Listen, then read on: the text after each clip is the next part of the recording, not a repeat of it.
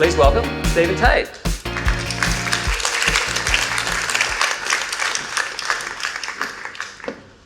Thanks, man. Well, good evening. As John said, my name is Stephen Tait. I have the huge privilege of being the Chief Executive Officer of the Chamber of Commerce and Industry Queensland.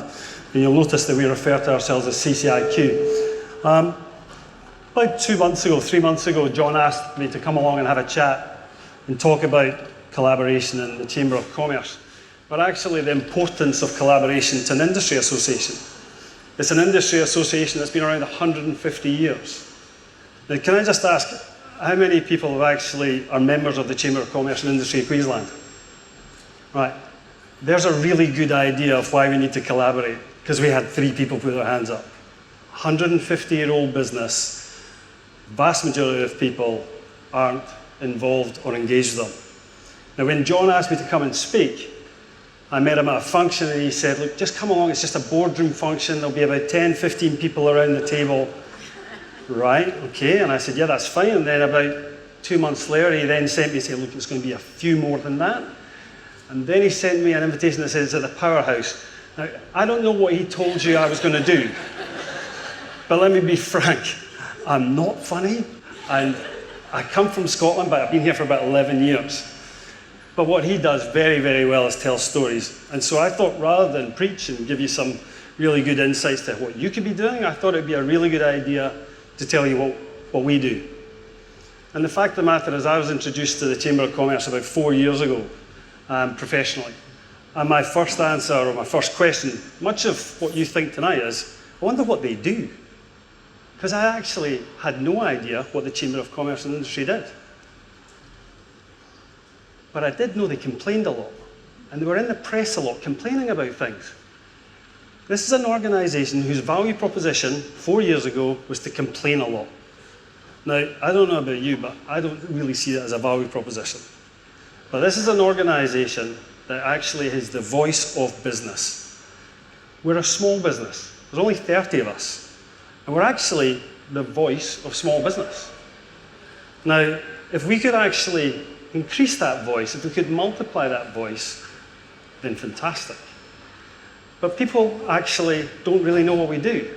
And therefore, we had to go back to actually why we exist and what we're here for. Because what I'm looking at is the future economy of Queensland. What we're looking at is how do we evolve our business model so that we become essential to you. Now, when you stress that we're basically the union for small business, we're a membership organisation, if you use 2 words, which is a membership organisation and a union in the same sentence, it actually pretty gives you a good indication of what the future will look like if you remain on that journey.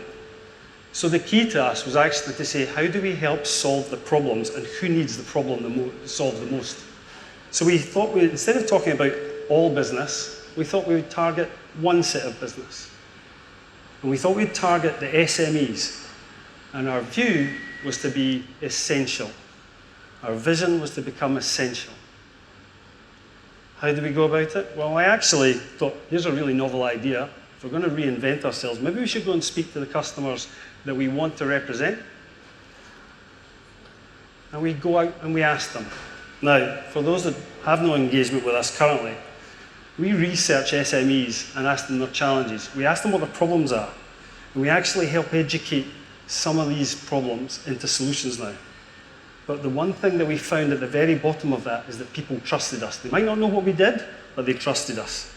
A bit like the Masons, actually. Everybody's heard of us, nobody knew what we did. But when you've got that reach and that engagement as a brand, it allows you to ask really, really good questions.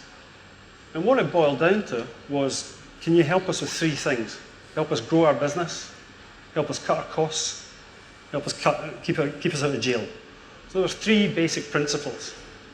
And basically we had to start again and say, well, how do we deliver on these things? And the challenge is that we're not exactly renowned as an organisation to be entrepreneurial and innovative. So the first thing we had to do was actually to adopt that culture internally. And then we had to realise what we're good at and what we're not good at. But when we asked the questions, some of the things that were coming back were, we don't know enough about the digital economy. Can you help us? So we started to present them with webinars. We started to help educate them. We started to engage them in focus groups. And we actually started to think about, well, how do we develop products now?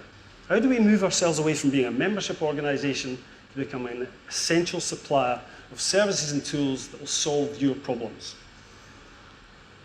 So we started to test.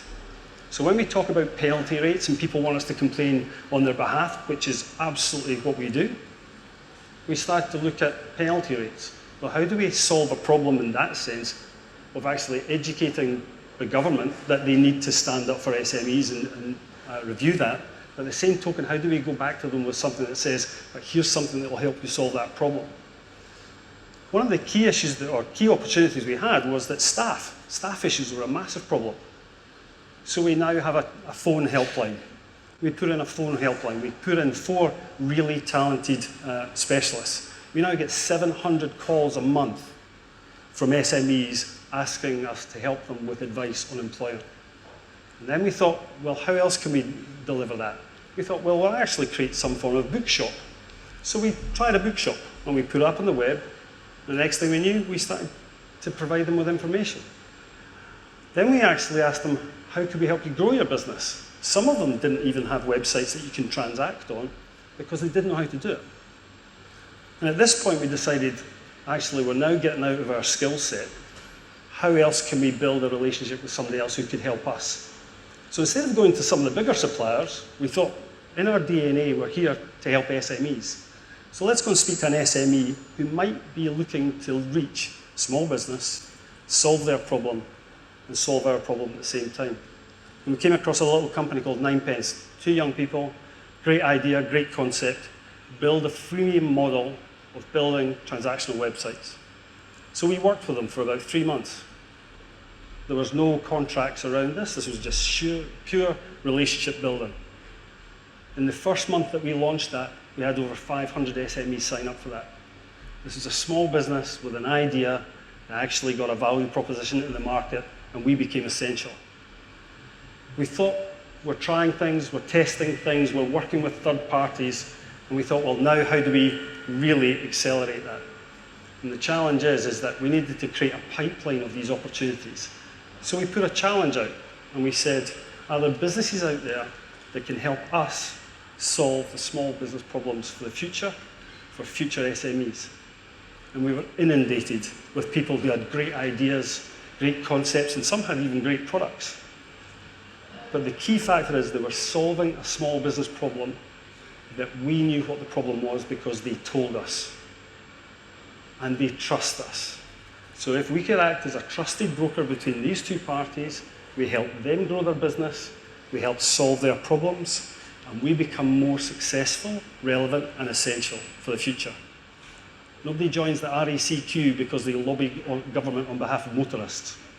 How do we start building a product suite that makes us become essential? Well, clearly, somebody else could help us do that. And that's when we embarked on this process of collaboration. And as John quite rightly pointed out, we went out into the market and said, well, who does this really well? Who has the same values as us? Who has the same passion for small business as us? And who could help a small business, help a small business, help a small business? And we found Blue Chili. Now the challenge when you've got the Chamber of Commerce and Industry Queensland, or CCIQ as we call it, we're not really renowned. I mean, we're pretty pale, meal and stale, and I think this photograph really sums it up. You've got me, middle-aged, fat bloke, and you've got this young, trendy guy with a t-shirt on. This is the future model for us because now we trust them and they trust us.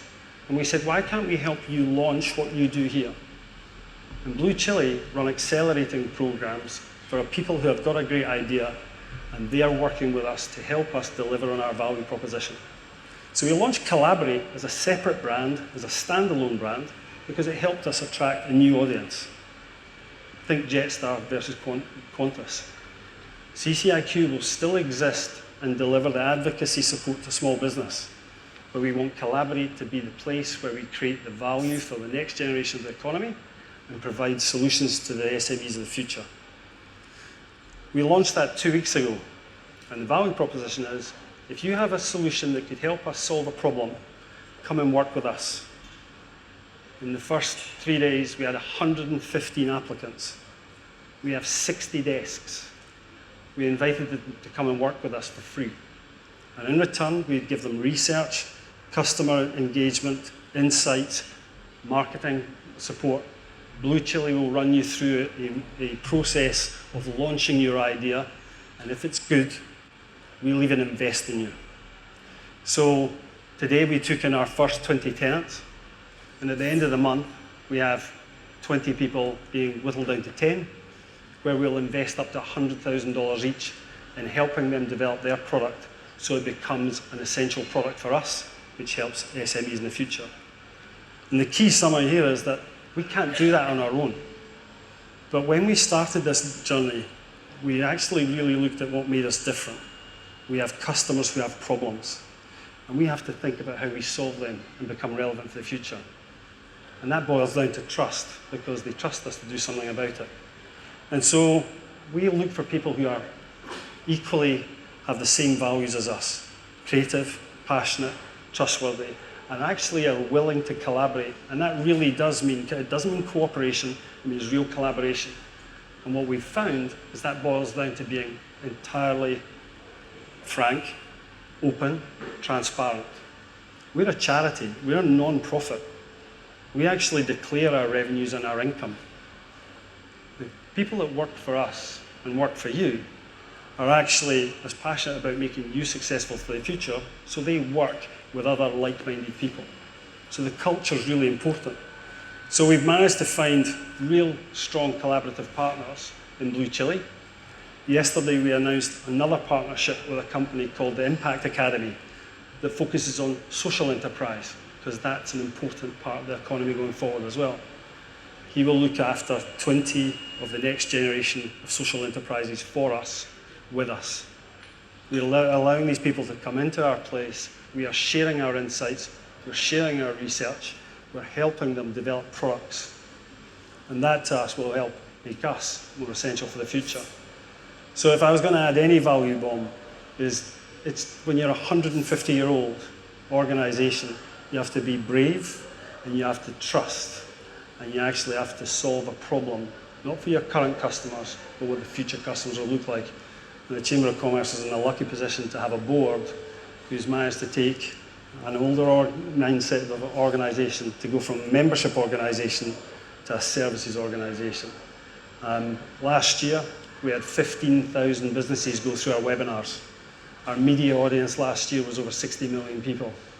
We had 2,500 people attend our education events, simply because we now collaborate with people who are a lot smarter than us in the area where we're weak. And John, I think that's a summary of. So thanks very much for listening to us. Thank you.